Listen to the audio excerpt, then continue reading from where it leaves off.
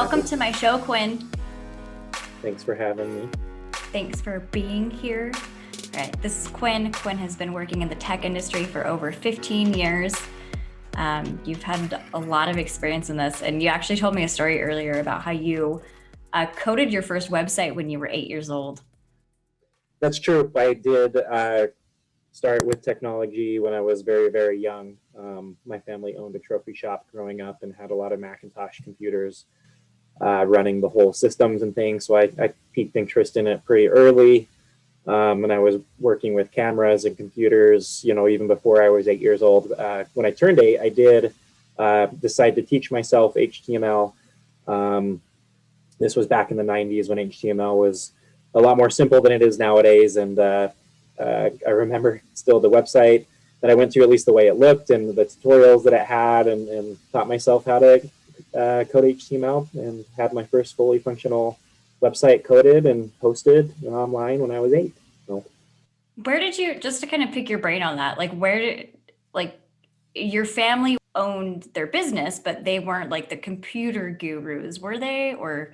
Well, my dad was. My dad has always been into technology. In fact, he has a master's degree in, I can't remember the terms they use, the title they use for it. It's essentially the equivalent of a computer science degree in today's terms, but he got his some time ago, and so it was called something slightly different. But so Dad was always into that. Again, he was directly dealing with the machines that would run all of the machinery and everything like that, and he did a lot of Photoshop. I mean, Adobe emerged back in those days, and a lot of that stuff. So I piqued interest again at an early age, and like you mentioned, just kind of dipped into all sorts of things. I've done everything from programming to web design, web development, graphic design, general tech support, security, networking. I mean, you name it with tech, I've probably got some pretty good hands-on experience with it. Nice. Yeah, you've been doing this for a long time. Relatively, I suppose. But a little over a decade and a half. So. Yeah, tell me, I mean, we have tons of things to talk about today, but I just kind of want to pick your brain a little bit more. So back when you're learning code, like how did you teach yourself to do that? Well, I mean, the internet was still around, obviously, right? That's what I was interested in and using to learn.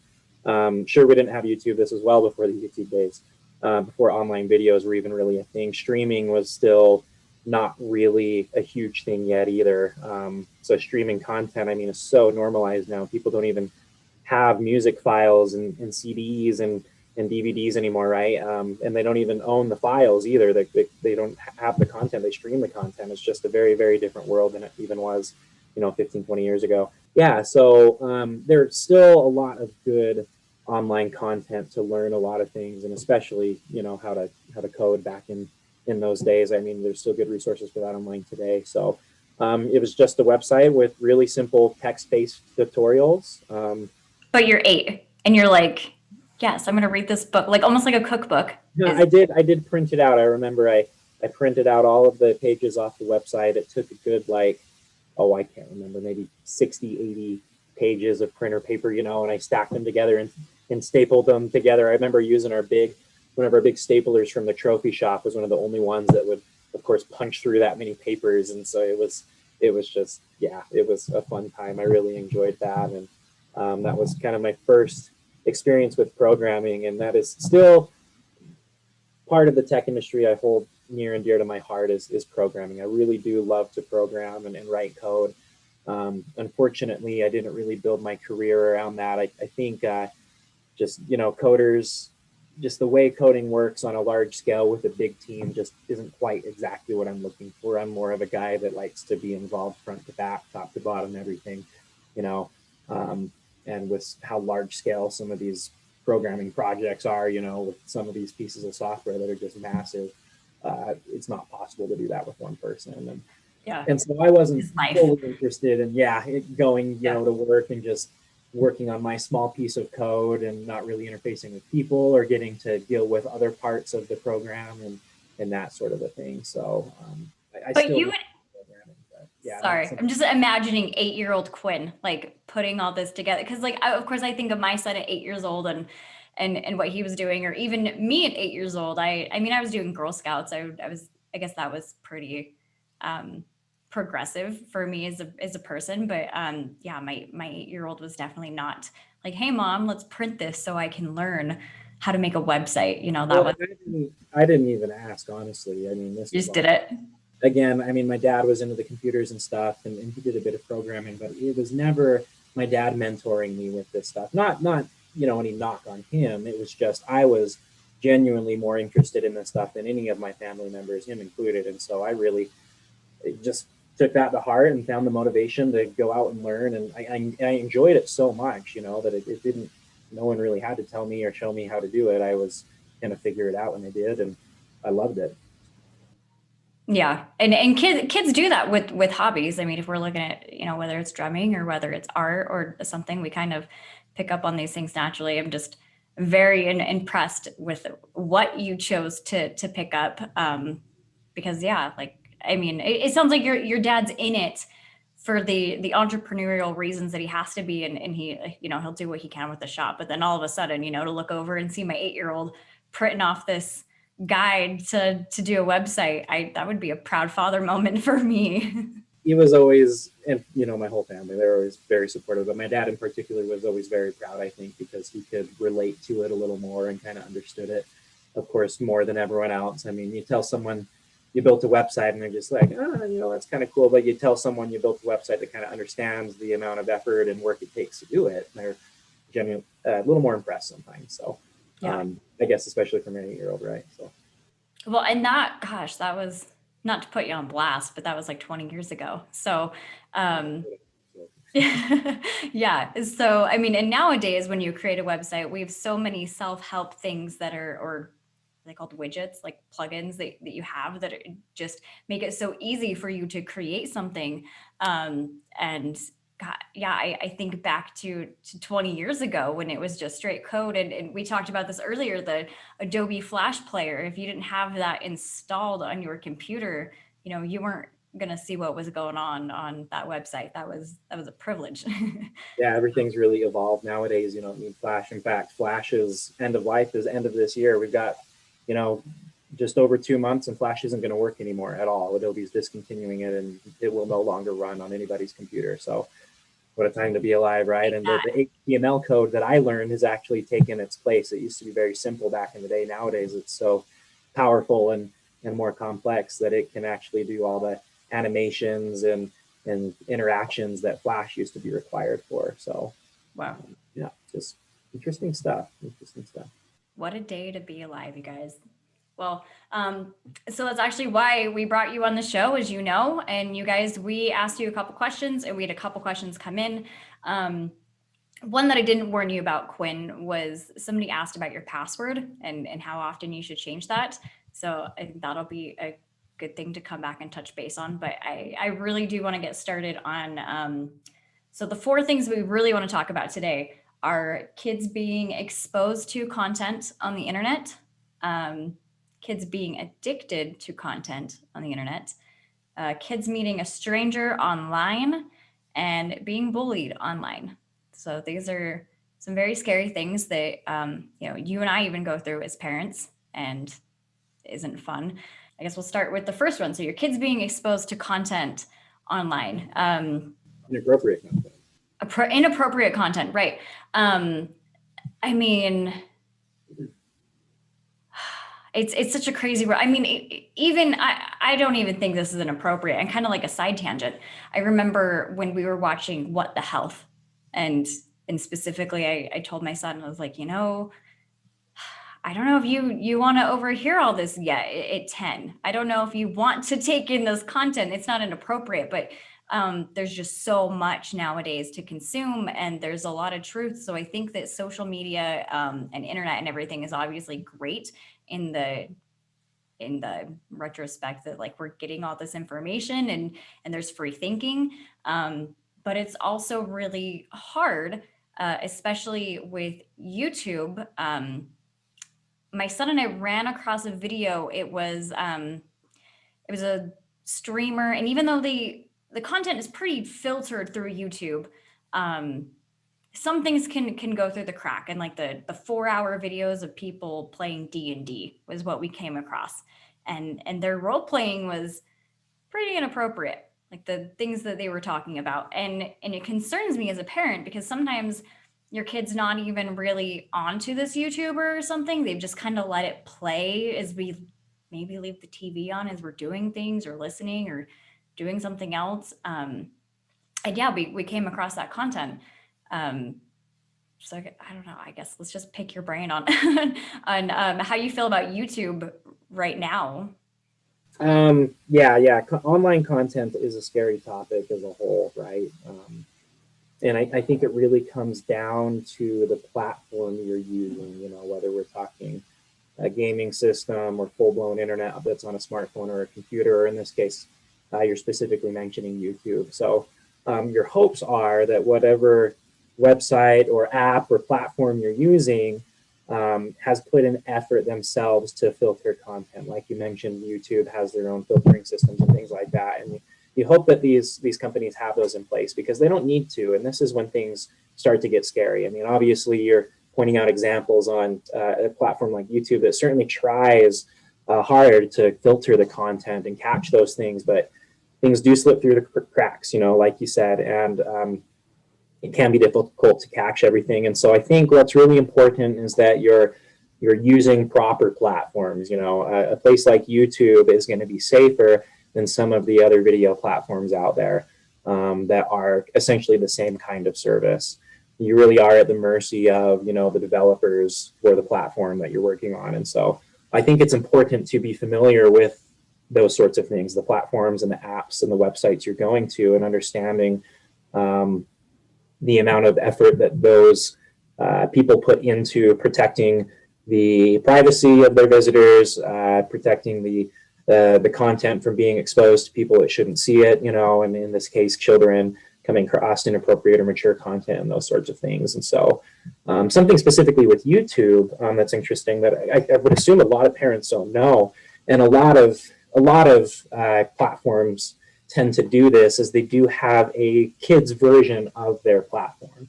If you were to go to the App Store or something like that and look for, I think it's called YouTube Kids, if I remember right, it's just a more kid-friendly app. And then along with that, there's going to be a lot more content restrictions, and even the content that you're going to be exposed to when you're searching keywords and things like that.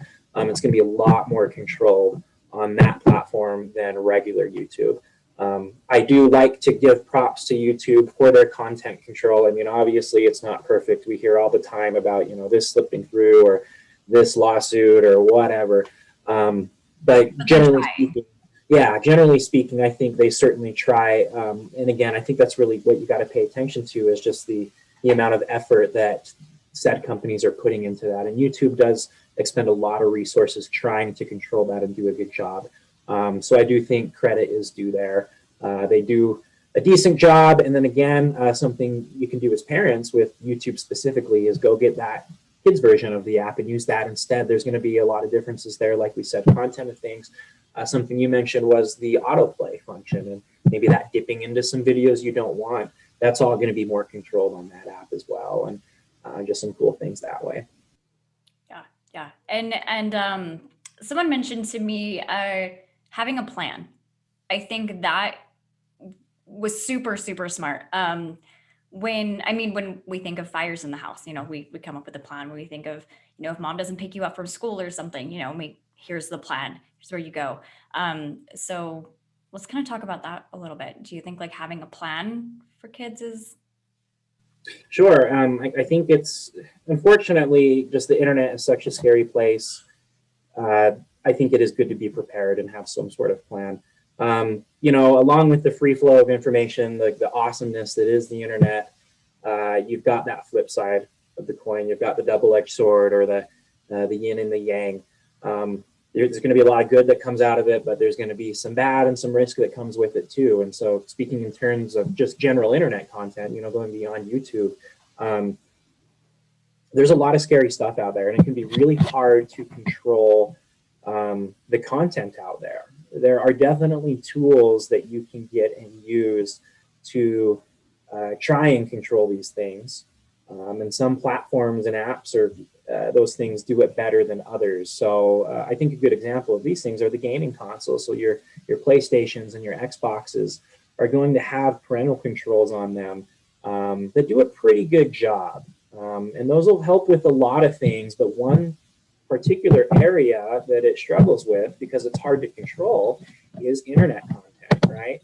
You can have some general filters that'll block some pretty obvious bad things, but it's the things that can slip through those cracks that get really scary. And in terms of internet content, just trying to monitor the websites and things that you can go to can get really, really difficult. So there are some good filters and softwares out there that you can get that do a pretty good job blocking the internet content. Things like K9 filter, and there's some other good ones out there to go look up. And these are actually filters that go on top of your regular internet browser and try and protect you from visiting different sites. Because again, we talked about the protection levels kind of at the developer level. So we talked about YouTube. So what about beyond YouTube when you're just browsing the internet, right? This is where some of those other software filters and things might come in handy, but it's a very, very difficult job to do. And frankly, you're always one step behind. This is just one of those instances, right, where the good guys are always one step behind the bad guys. You can't create a block for a bad piece of content until that bad piece of content exists, right?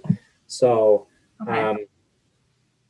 it definitely is a difficult job. And this is why, coming back to your point, I think having a plan is so important. Unfortunately, I'd love to see the statistics on this. This is something that I don't know, but I'm sure a lot of individuals get exposed to things they don't expect on the internet or on a site, you know, even legitimate sites sometimes. And so something happened to me the other day. I was completely searching something very appropriate. It was actually for work, and going to the website I needed, it asked me if I was 18 or not. And I had like a bad idea. I was like, do I click on this? And I said yes. And immediately, as soon as I did it, something inappropriate popped up. And so of course your kids, I hope in that scenario, you know, they're truthful. They're not 18. They say no, but how, like.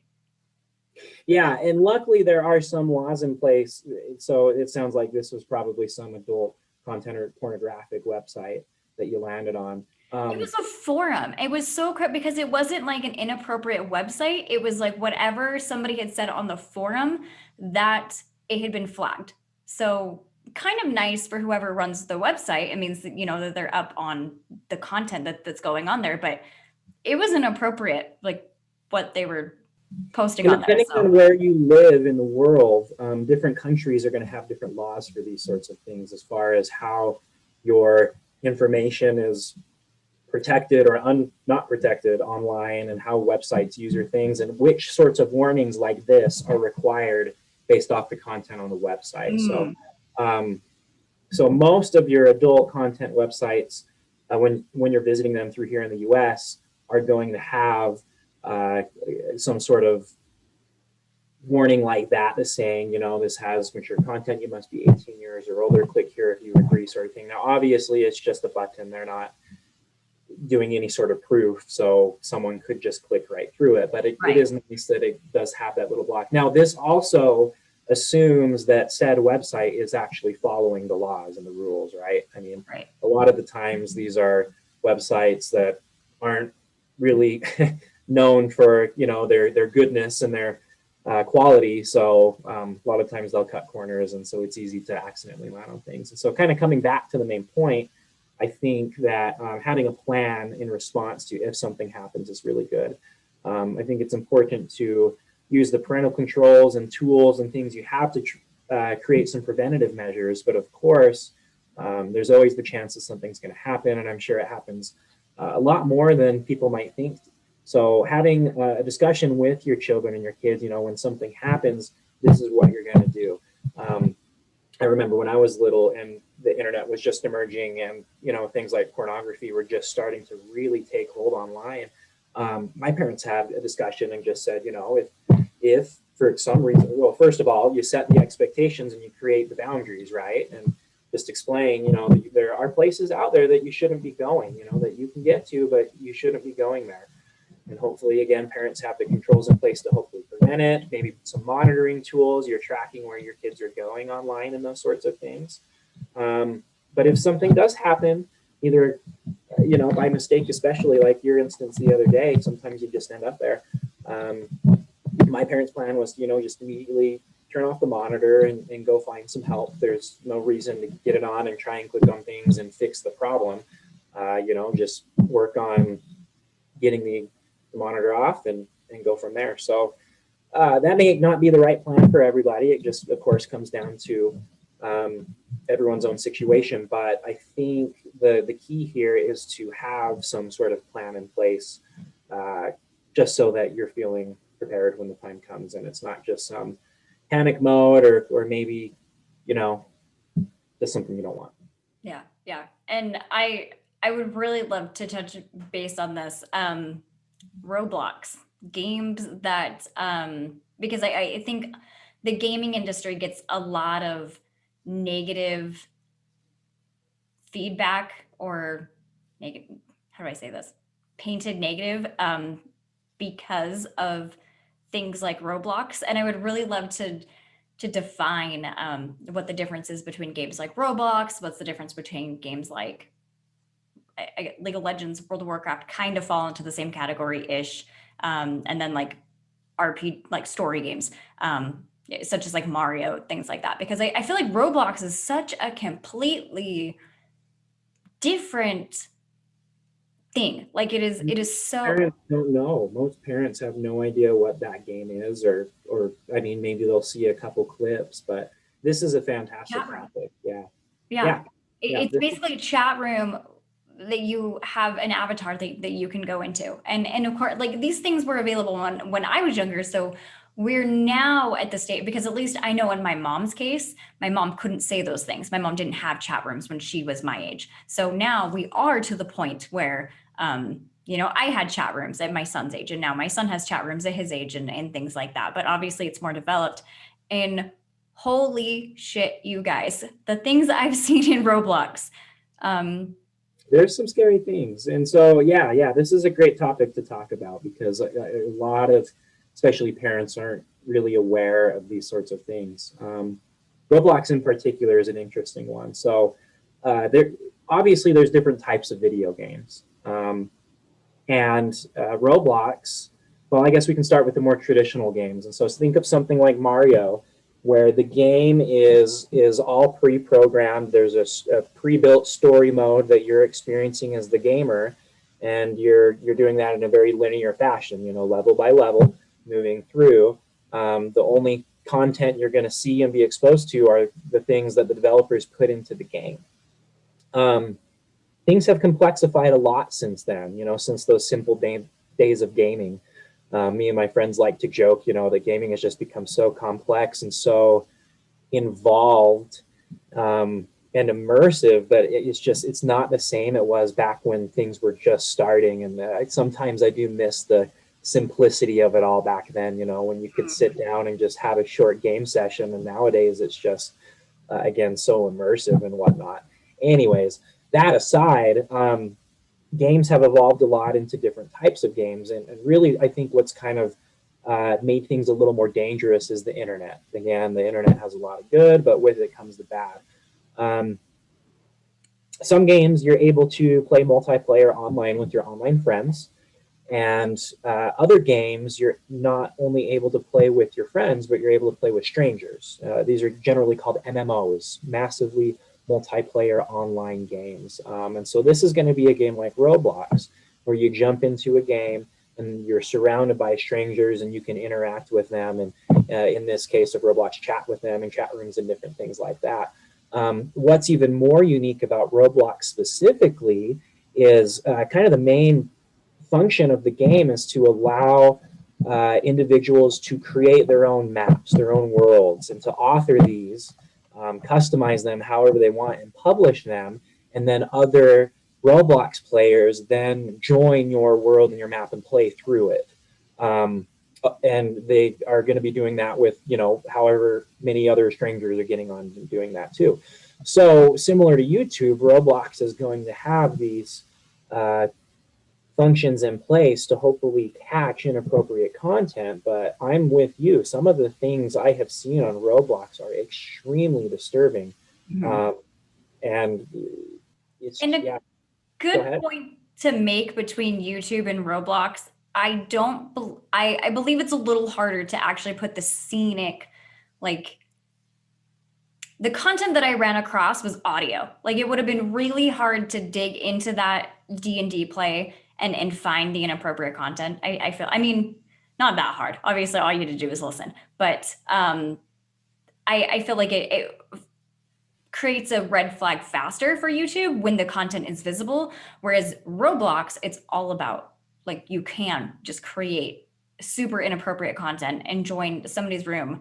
The first room I seen, it was super stupid, but it was like a toilet and some inappropriate content going into the toilet, and somebody created this room. And then the next one that I seen was like full on, like they're naked, like people, their avatars are naked and they're in this chat club room. And not only does it look inappropriate, you can make your avatar then make inappropriate gestures and moves and things like that. And it's crazy. And see, these things are supposed to get caught by those content filters, right? That sort of map world should never be allowed to be published, but unfortunately it does. And kids are able to go out on Roblox and search all the available worlds based off keywords or whatever. And so if they go out looking for certain things, or know the right kind of secret words to use, I've seen some pretty nasty ones that are, intentionally trying to break the rules, and how you have to find them. Part of how they disguise themselves is they don't call themselves, some sexy game like you're talking about. They're using some funny words, and these kids learn about these through the internet or from their friends wherever, and then they go search for them and find them. And so Roblox in particular, I would say, is one of the scarier games in terms of children playing them. I mean, this game is clearly targeted at a younger audience, and those sorts of things. But just the way, again, the way the game works is very different than like a story mode game where you're But there's playing. like a goal at the end. Exactly. This game is completely based off of online content that's coming from other online players and isn't necessarily directly controlled by the company that makes Roblox. And I don't feel like they do as good of a job filtering content as some of the other games. Again, coming back to you've got to pay attention to how much effort and resources is a company putting towards controlling these things and keeping the children safe, and those sorts of things. From my experience, at least, I don't think Roblox does enough. And for that reason, I think it can be really scary for a lot of kids when they get online. And we've definitely seen some very scary things in terms of that game in particular. There's other online games, that you can play that aren't MMOs, are not massively multiplayer online. And generally, those games might be a little better because you're only playing with people from your own friends list, people that you know and have added, and that sort of a thing. And so sometimes there's a little bit less risk involved with those sorts of things. But I think a lot of it just comes back to, the how the game works. And I think one of the best parental controls, and maybe even one of the most underrated parental controls, is just being aware of this, being aware of the type of game you're buying. Because again, so many parents have no idea that Roblox is about custom maps that people design themselves. They think it's some, Mario style game where you go and you just play through it. That's not it at all. And it's not hard to find these things out. Take a few minutes to just go look these things up. Dig into, are there any parental controls? Are there any chat filters? What is the company doing to modify and control and monitor their online content that's going out? Some quick internet searches will dig up a lot of information for you on new games.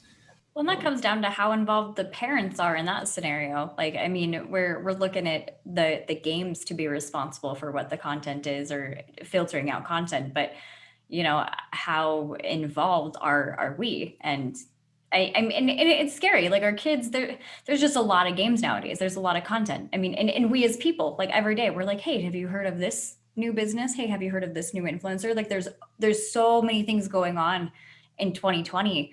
We're just so evolved. There's so much. And so I think it really, we as parents have to step up and take responsibility, that we should be looking into this. And one of my favorite influencers, he straight up says, every single time someone asks him to write a book, he says, I don't need to.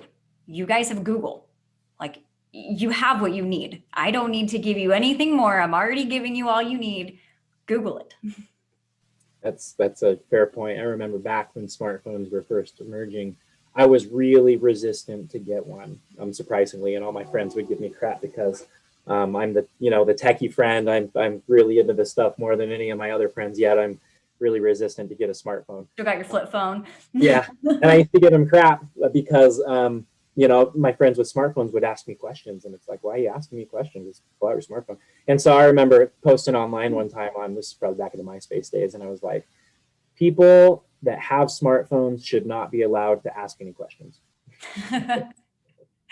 When you've got a search engine in your pocket, you don't need to ask anyone anything. Yeah. Well, and nowadays in marketing, that's a lot of what we talk about. We talk about that it's a lot of word of mouth, and which it always has been. Like it is great that we ask other people for advice, but the fact that we're ignorant on some things and we literally have it in our pocket, and then we go to work and we're like, I really want to try this skill, but I don't know how to get involved. I don't know how to do it. It's like, have you even looked up like how somebody else got involved and how they started it? Like in 2020, you have no excuse. Like maybe 2010, you could have said that there wasn't enough influencers that, got on the hype or were brave enough to talk about their stories. But now there's too many of us. There's something out there for everybody. That's true. And it kind of leads me into my next point, because as we talk about the safety of the games, I really want to point out, like, meeting people online, like how scary that is, because we're meeting people in games, and I feel like it can be a super scary thing, but it could also be a super not scary thing. And if we look back into the days of like pen pals, for instance, you had a pen pal and you knew that you were never going to meet this person. You knew that was the expectation. And they were just your online pal. And I'm not saying that all online meetups go wrong, but maybe, when we're talking about safety and kids and gaining these friends online, because obviously this was one of the things that a lot of our viewers voted on, that it, was something that concerned them.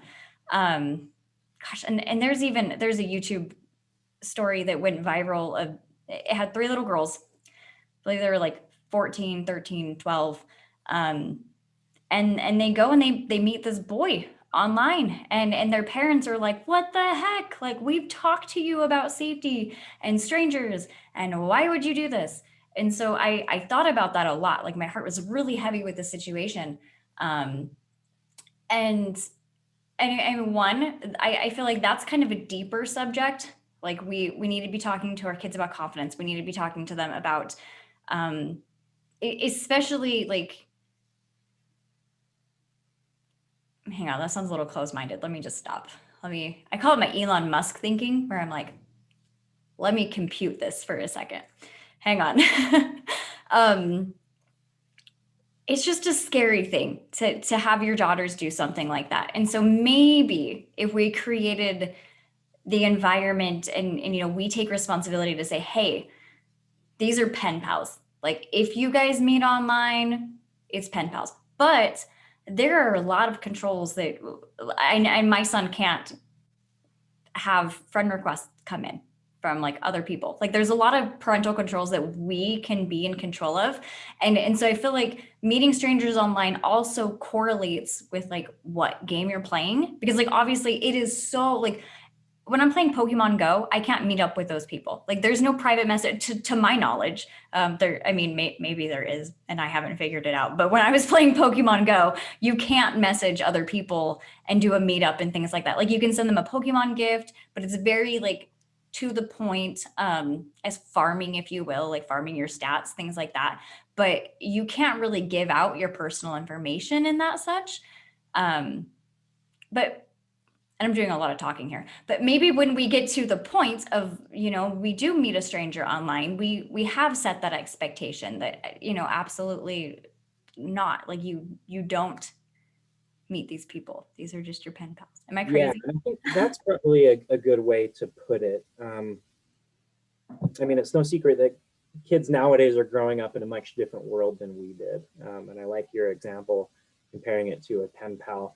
Um, in the gaming world, so many kids like video games. I mean, gaming has just become a very popular thing for, boys and girls and everyone. Um, there's just a really big market for it and big interest for it.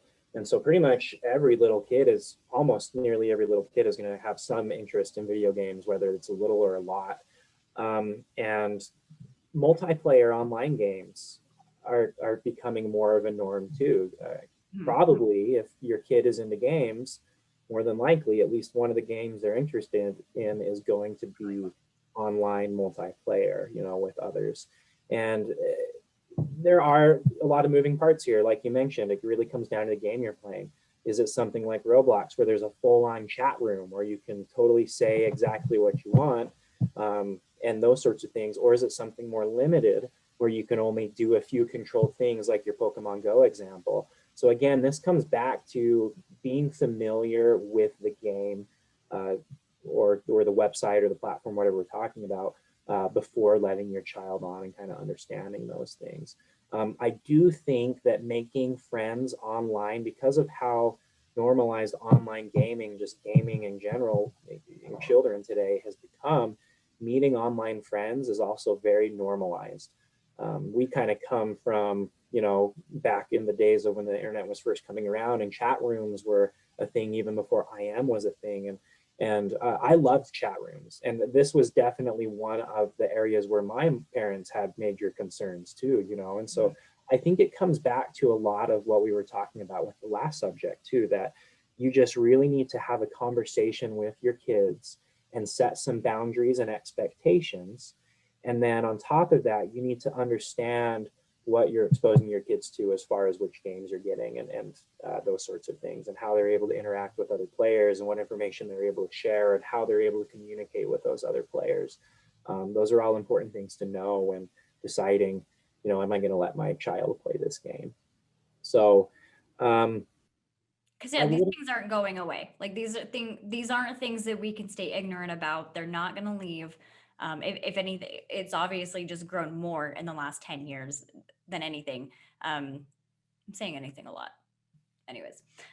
so I think making online friends is very normalized now, and in fact, I think a lot of kids probably understand it. This is my online friend versus my, friend from the neighborhood or from school. I think they actually differentiate that pretty well.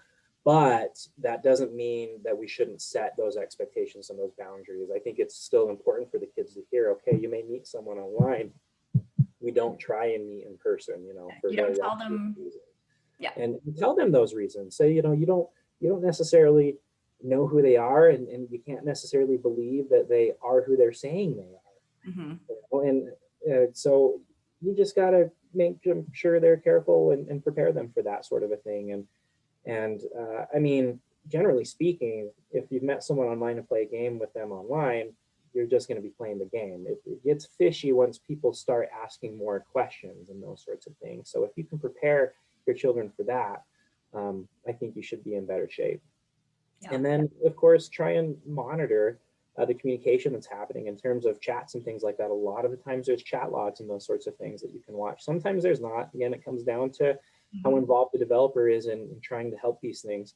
But those are all important things to pay attention to. Yeah, I go through my son's messages. He's 11. He doesn't get that luxury yet. So I just every couple months go through them just to feel better about my scenario. But and again, I use the parental controls. He can't have messages come in from friends that he doesn't know. Um, to my knowledge, he can't go and add people. His dad is the super tech savvy person though. So um and I guess that dips into, the of course my son calls it mom handling. I mom handle him. And my biggest like I have these crazy things that I'm like, oh, this guy's gonna somehow find our address from like our IP address and search our house and all these crazy things, and which to my understanding is super not likely to ever happen. If you just get an IP address of someone, you can tell kind of where they're at geographically speaking, unless you have access to some like ISP records or something like that. It's a little more difficult to just pin down someone's address, Yeah. house address, just because you have their IP address or something like that. So Right. But simple things like I've told my son, like, hey, if I run to the store and I want to leave you home for 10 minutes, like you don't tell people that you're home alone. You don't give out information about your house. You don't, if people are asking you information about your family or you, like come and tell me, talk to me about it. Scenarios like that. And I have scared him. Like, you've no idea who this is. That this could be some 50-year-old guy, like acting like a little girl. You've no idea. you lock the doors and you take other preventative measures. So this fits in, I think, perfectly with what we've been talking about. It's important to use the tools and the mechanisms you have, like the door locks and closing the windows and the blinds. Those are all tools you have. But beyond that, you need to have the conversation with him too. So it kind of comes in two parts like that. It's just really scary with the internet. The content on the internet is what's hard to control. So I'm sure you're familiar with the ESRB ratings that come on games. So the E for everyone, or the T for teen, or the M for mature. A lot of people are familiar with these. They're kind of similar to the ratings that we give on movies and those sorts of things. With games, for decades, it's been very easy for these organizations to give very clear and defined ratings for these games.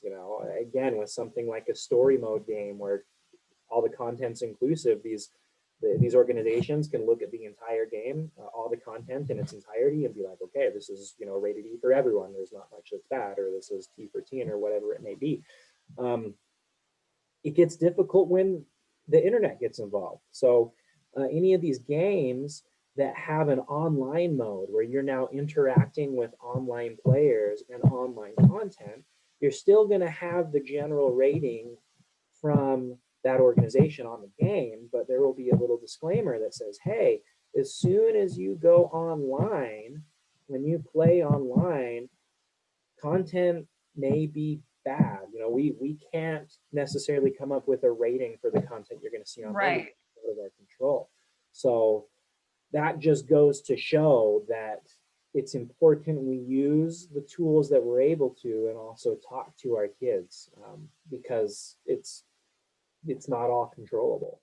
Yeah. Well, and a game I'd like to point out, because again, like these, you have to be involved in what your kids are playing.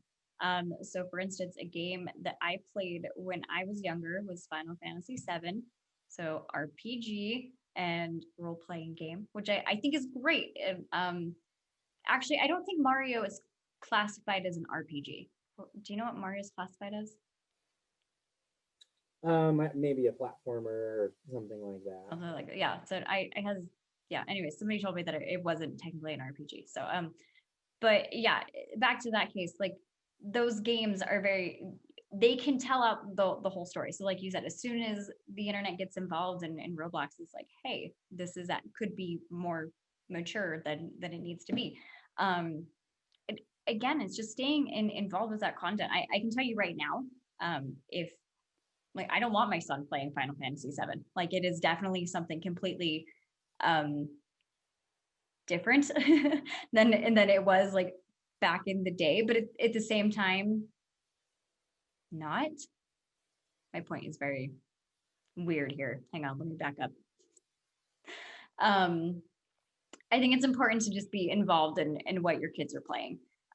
Because obviously that rating is there for a reason. But yeah, the online content of it gets extremely scary when you can make it into something it's not. And I right away, because of my childhood, I was like, oh yeah, my son can play Final Fantasy VII. Like that's okay. But they do, even in the original game, they talk about hookers and they talk about bombings and they talk about certain things. But I was so young, and it was so, the graphics were not well back then. Like you didn't really get that side of that gameplay. But now, if I were to play it with my son, I'm like, oh, you can't play this scene at all. I'm sorry. So there are definitely things that, again, like I think that being an involved parent just goes a long way.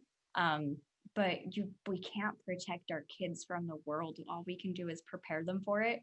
Um, and the internet is, again, it's not going anywhere. It's just getting hairier. If anything, now it's in our hands all the time. And the only thing we can do, and we have the ability to do, this isn't HTML. When we're 8 years old, we do have YouTube to look up the tutorials on how to set the certain parental controls for your Xbox, for your Wii, for whatever you have. um, these are things that we could help, or even more so nowadays, like there's so many gamers in the community. Maybe ask your little brother to help you out, or your nephew or something. Absolutely. I don't think there's any excuse nowadays for not looking into these things unless you're just straight up being lazy. There's so many resources for figuring out how to do it, whether it's just a simple YouTube video or even looking at the instructions in the manual. I mean, the information's out there. It's just a matter of taking the time to figure it out and being aware. So And something else I want to touch base on, because we skipped over this, getting addicted to video games. Yeah, I feel like there's all these like dangers, like what do they see, what do they do? But like, let's talk about getting addicted. And I won't keep you longer than like 10 more minutes, I promise.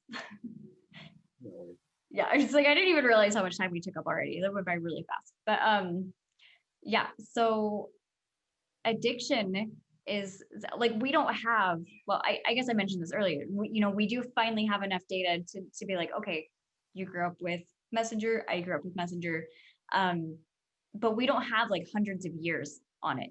The best we can do is go off what we know about addiction now. Um, and one thing that I do for my gaming, just so I don't get sucked in, is I set a timer.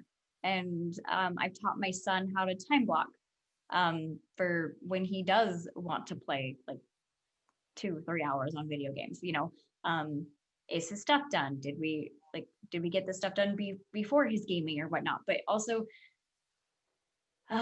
one thing that I'm scared of, and I've seen in other people's, whether it was relatives or whether it was like my friends' brothers or things like this, um, they get really mad. Like they get really emotionally invested in it, and I think that's, we can look back and how does dopamine and addiction work? Like it is what it is, but how do we do that? What is enabling?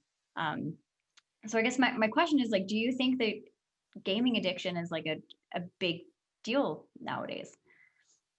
I think absolutely. And I think the core of this really comes back to kind of what we were talking about before, how gaming has just really evolved and changed over the years. Back in the early 90s, it was really easy to sit down and play, 15 minutes of a game, play a level or two of a game. Levels aren't a thing anymore. Remember when there were levels and you'd go level 1, level 2, level 3? You Yeah. think about it, that's not even a thing anymore. There aren't levels. If you go ask your son, like, what level are you on?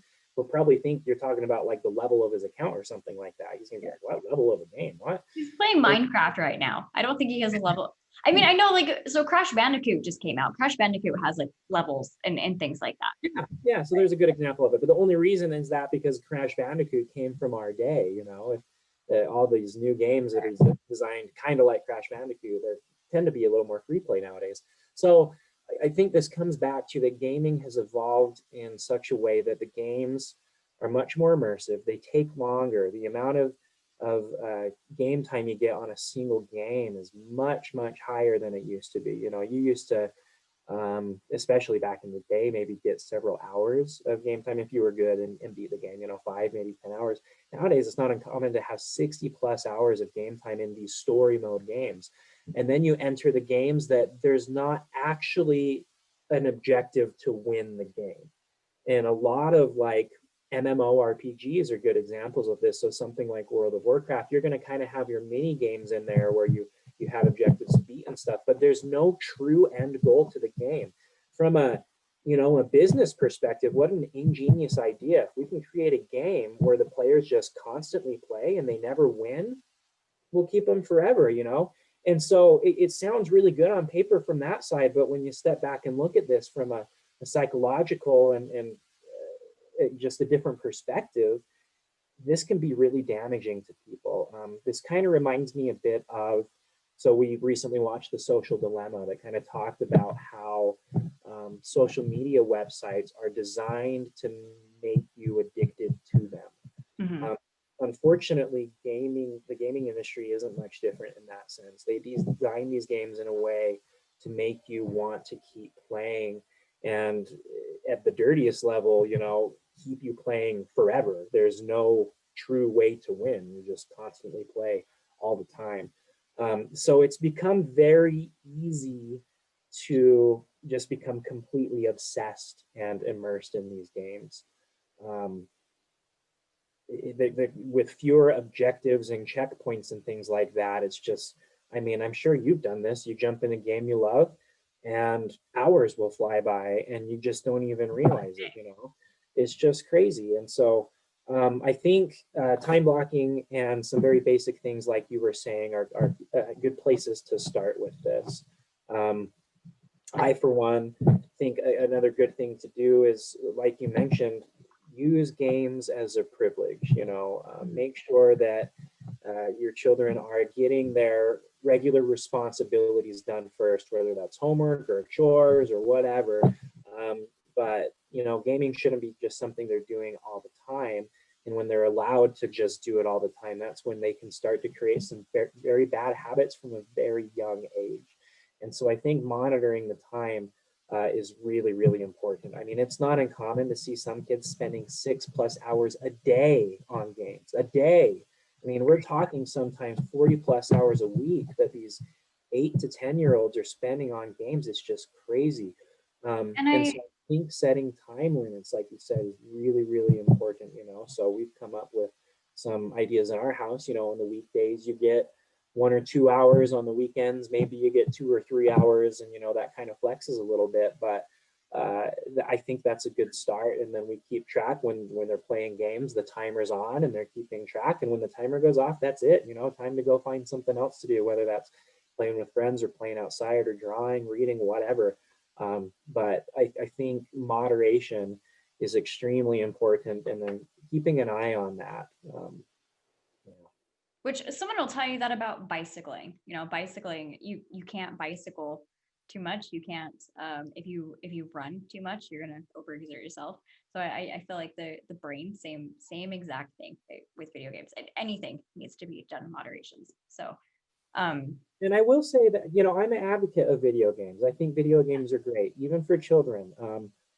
A lot of the times, the level of creativity it allows the kids to emphasize, or just the mental and brain exercise that come along with it, the critical thinking. There's a lot of good that comes out of it. Like, just like you're saying, moderation in everything. There's always too much of anything, good or bad. So as far as reading, like, it helped me tremendously in school to already be playing video games that had challenged me to read more. So there's pluses everywhere but yeah, I mean, it's such a crazy content, because now kids are turning into like these streamers and they're making a lot of money, and so there's the argument on that could be good for them and they're refining a skill. But again, like, even the toughest athletes will be in the gym for hours and they still have to go take a rest day. Like, they still have to take a down day. And a lot of the streamers that my son is obsessed with, they're married, they have kids. And I know for a fact, being the woman in the relationship, you cannot just stream and game your whole life. Like, you don't just have a wife because you didn't give her attention. You don't just have a kid because you don't give your kid attention. So everything has to be done in moderations. And so you guys, time blocking, if you don't know what time blocking is, you will literally write from 7 a.m. to 8 a.m. I'm going to do this. From 8 to 9, I'm going to do this. And this is something that my son and I have gotten down to a T, where I'm literally like, from this time to this time, I'm driving to the school, and then you'll be back to do this from this time. And it's just so helpful because you really realize how much time you have for breaks. And I think to me, because I'm addicted to social media, so I would say that really stops me in my tracks that, you're not just scrolling because like the social dilemma points out. Um, the way that algorithms work is to keep you engaged and not just things that you find fascinating, like rescue stories or whatever. It's also engaged to, if you want political view, it will put something else in front of you that you disagree with or want to argue with. It is meant to keep you engaged. And some games, why is the name leaving my head? Rocket League. Rocket League had the gambling aspect on it that they even had to take out. So Many games had that. That was not just, I mean, I dare say right. even most online games had that. So But for it's those of great you to that hear that the aren't, developers care enough and are, well, I guess, hang on, Larry, back up. That we have a community that cares enough to hold these developers accountable for these things, because gaming is such a serious thing. Like this isn't just some, dinky deal that's gonna go away. This is something that's around, and now we have laws and agencies like looking into it and helping our kids stay safe. As much as they can. So there are actively people trying to keep your children from being addicted to gambling and games and other things, which I think is great, and I think should be reassuring to parents. If you've stayed on this episode this whole time, that yeah, like there are people looking out for your best interest in these scenarios. and I think a good example to look at, you mentioned the streamers, and a lot of streamers have families and have to find that balance in between there. A good example of people that do spend large majority of their time actually playing the games are these professional gamers. So professional esports players and things, that's becoming a much bigger deal. These games like League of Legends and some of these other very competitive games have opened a whole new world of esports that's just exploded over the past few years. And is very fun. I personally enjoy it myself, and am into those things. But it's interesting to hear some of these pro players talk. I mean, if you have a child that is just obsessed with games and doesn't want to get off at all, show them some of the interviews with these pro gamers where, I mean, they are sometimes forced to play games, 14 plus hours a day. And they are, it's just like anything where you take something you love and turn it into a job. And all of a sudden it's not quite so fun anymore, and it's interesting to hear some of the insights and strategies that these players have used to kind of cope with that. And I think sometimes that can be good exposure for kids to hear that, look, even gaming can be too much. Look, this guy is playing 14 plus hours of games a day. That's your dream job, but let's listen to how he's actually explaining how it is and how it's not all it's hyped up to be, so. No, that's great. And it's really humbling to think about, because yeah, we all just need to take things as they come as much as we can is the best way to say that. I've kept you for your whole hour, like exactly. So I'm like, should I pick your brain more? Because if I bring up something, we'll talk for like 20 more minutes, or We'll be talking. I may have to go get my PowerPoint. I didn't hear anything you just said. Oh, we're fine. Okay, good. Let's see, time blocking. Oh, timers and then password changes really fast. So timers on parental control to kind of go with the time blocking.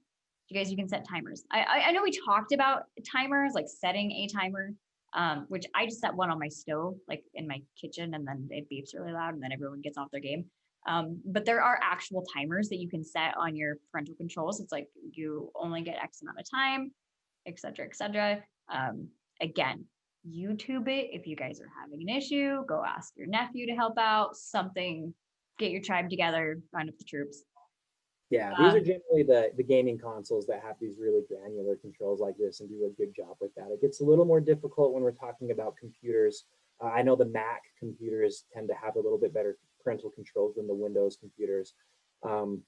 But yeah, the gaming consoles have definitely stepped up and done a pretty good job. Just get into the settings on your console, go to the parental controls, and just explore everything that's there. That's kind of the best way. Personally, I think you shouldn't be scared of getting in and just looking through menus.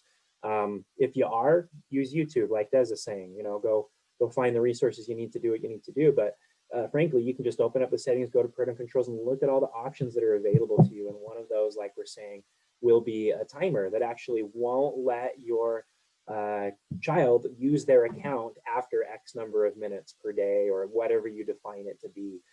So that's a really good way to actually force them to get off. And yeah, there's some good mechanisms there. Yeah. Okay, password, Mr. IT.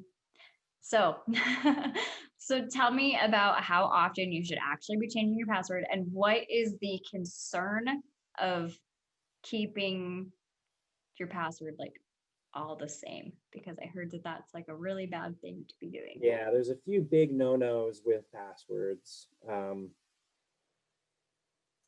Big no-no number one is you shouldn't be using stupidly simple passwords. And I think everybody at this point is kind of aware you shouldn't use password as your password, and just really kind of silly little things like that, right? Big no-no number two, and I feel like this is something that people also know, but no one really does it, is you should not be using your same password on multiple accounts.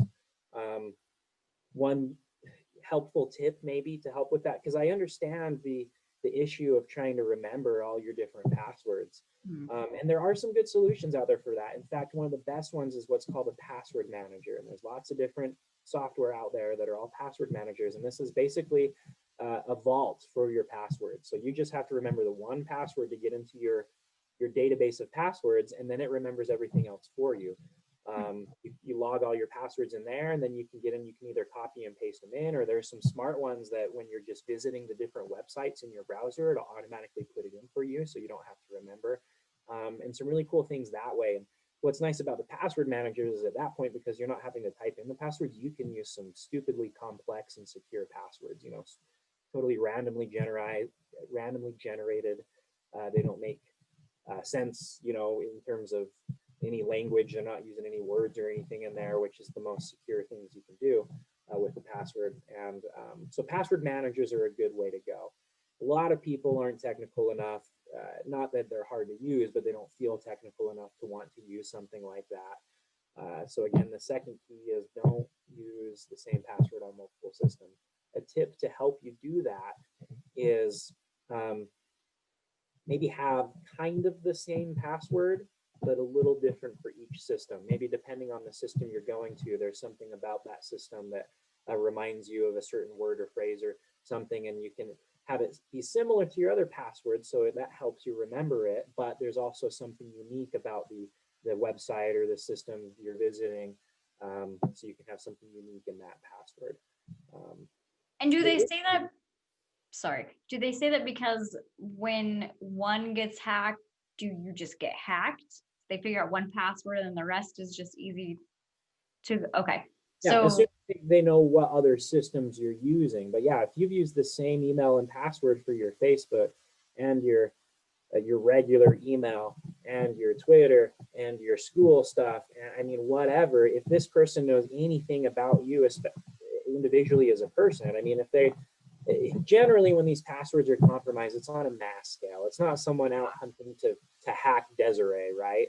But if they were, and they get that one password and they know anything about what other social media you use and things like that, it would be very easy to kind of infiltrate everything at once. And so that's the whole concept behind using different passwords, is you don't want to open up the gate to everything when they get the one password. Yeah. So that's big no number two. Don't use don't use the same password on different locations. Now, there is a big no-no number three that I always like to tell people, because a lot of people don't even think about this. Or in fact, they think it's safe. And this is, you should not be storing your password in your browsers. If you're using Google Chrome, Mozilla Firefox, any of these modern browsers, whenever you log into a site, it's going to pop in and say, hey, I can remember that password for you, so you don't have to remember it. You want me to do that? It's super convenient. It's similar to the password manager I was describing before. The difference is that these browsers do not store these passwords in a secure way. In fact, one of the hacker conventions I was at just a couple years ago, they did a live demo of cracking those browser passwords, and it takes, I mean, for someone, you don't even really have to, it's hard to call it hacking because you're really just using a piece of software that pulls these passwords out and deciphers them for you. So frankly, the person that's doing it doesn't even have to be technical at all. They Oh, just have to geez. know, oh, I just have to go download this. They could just YouTube how to get some passwords. Exactly. And then the passwords in the browsers are so easy to crack. They're just not stored in a very secure way. So do not store your passwords in the web browsers when they ask you to do that. In fact, there should be a little checkbox when that pops up that says, don't ask me again. Please use that option. Say, never remember, don't ask me again. Those, the way they store those passwords are just not very secure and very easy to crack. So Good to know. In fact, I did know that, but every time I hear it, it just gives me chills. I don't like it. So I guess the one of the last things I will point out about passwords, one other bad thing you can do is, and this is kind of an interesting one, and I think this kind of revolves around the psychology of setting a password. So one of the institutions I work at recently made a change in their password policy for their users. We used to have very specific requirements for the password. It had to be this long. You had to use this many characters, this many numbers.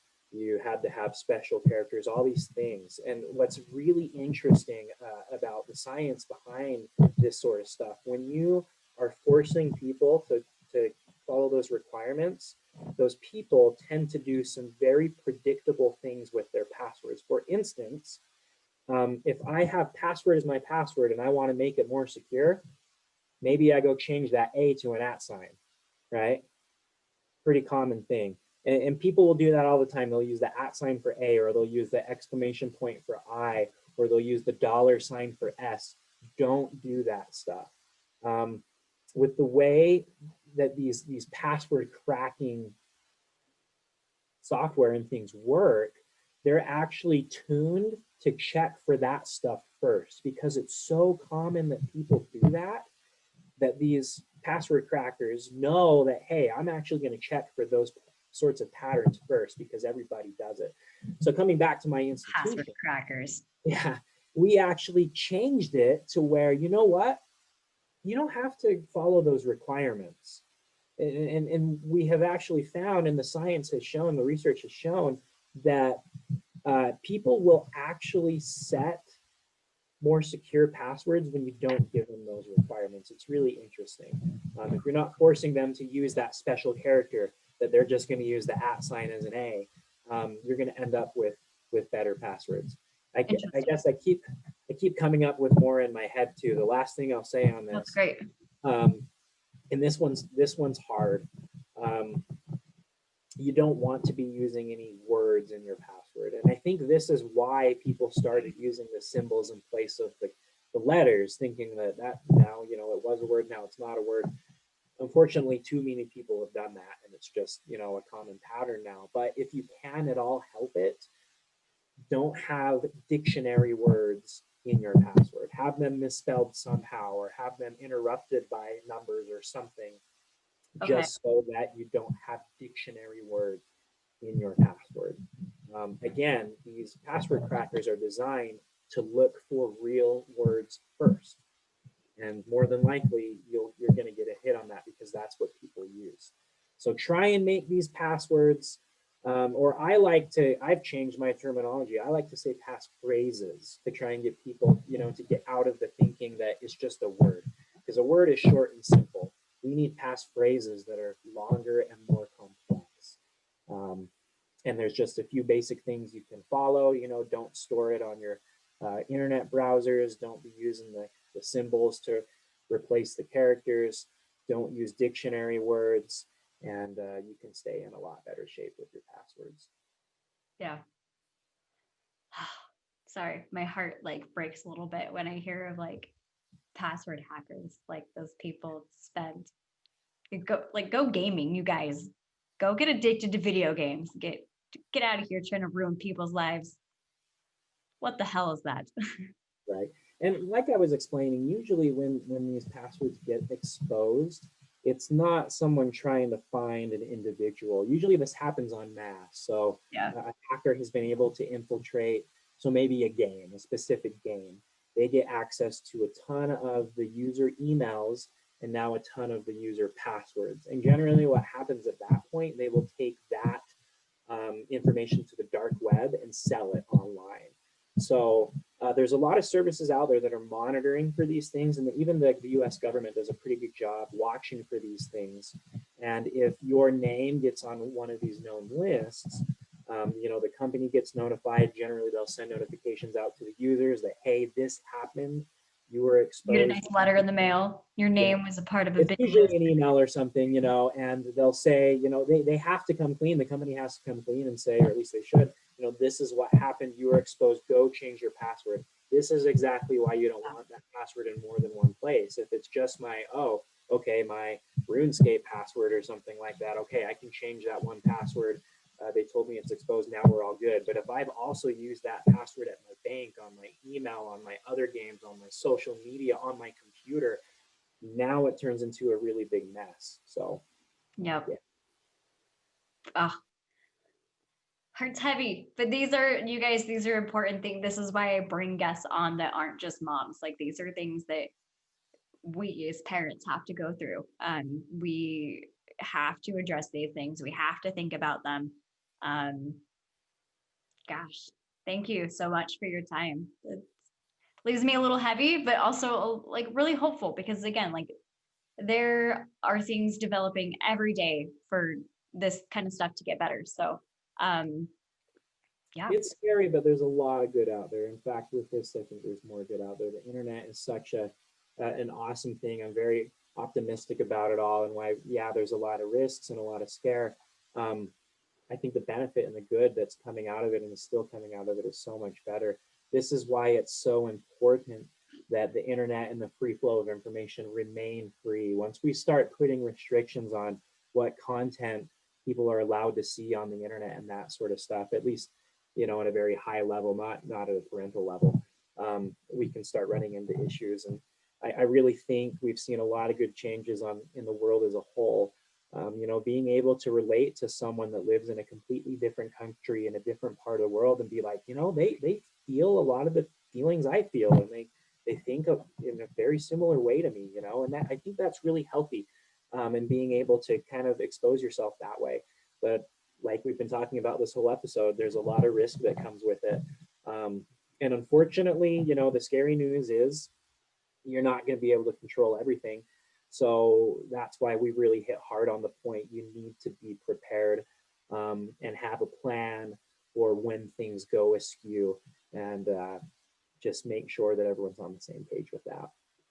yep, I love it. Thank you so much for your time and letting me pick your brain. Of course. Okay, well, you guys, I am actually going to, I want to include the password manager that you talked about, or a password manager. So I will put a link in that in the bottom. And I will put a couple other things in there. Quinn, you don't have a page for us to follow. Thank you. This was a personal favor. So thank you for doing this. Yeah, anything else you want to say to the viewers? No, everyone just stay safe out there. The internet's a wonderful tool. Don't be too scared of it, but like we've been saying, be prepared. Use what tools and mechanisms we have to try and keep things safe. And yeah, long live the internet. Long live the internet. Okay, well, thank you so much for your time. You guys, thank you so much for tuning in. Make sure that you like, subscribe, comment on the video.